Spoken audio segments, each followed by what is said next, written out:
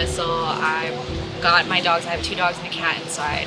We tried to get as close to the garage as possible, and I heard some loud cracking, and then it was gone. It was over in like 3 minutes. Yes, and then when I looked out my window, I saw that the trees were down, and I, being the crazy person I am, I actually came out and walked and checked on my neighbors. Luckily, we have a phenomenal neighborhood.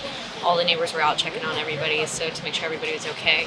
But the majority of the damage is actually behind you where the park is, so I'm just happy that we have such a great neighborhood and great people. And Jason with Fraser came out with Chick-fil-A, and he just wasn't pushy. He was just like, I know you guys don't have any power, here's some breakfast. And so to have a professional roofer come out and say, hey, let us look at it, let's see what we got going on, there may not be an issue at all. Go on Google, do your research, find the ones that have good reviews, because there's a lot of roofing companies out there and there's a lot of ones that aren't that great. So you want to find somebody online that has great reviews. You want to find somebody that is reputable. Ask your neighbors who they recommend.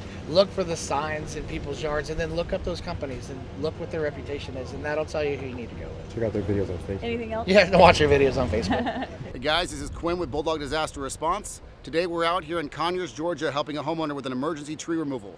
This homeowner was struck by the tornado last night that passed through and unfortunately received a lot of damage to their house. They made the right decision and called Fraser Roofing, a true professional, to come out and assess the situation. Fraser reached out to see if we could help with the tree removal before they could have a proper inspection to figure out what damages were or were not created by the storm. These storms bring really dangerous situations, and trees like this aren't something that a homeowner would want to tackle on their own. The proper way is to hire a true professional that can come out and assess the situation and see what machinery or equipment's needed.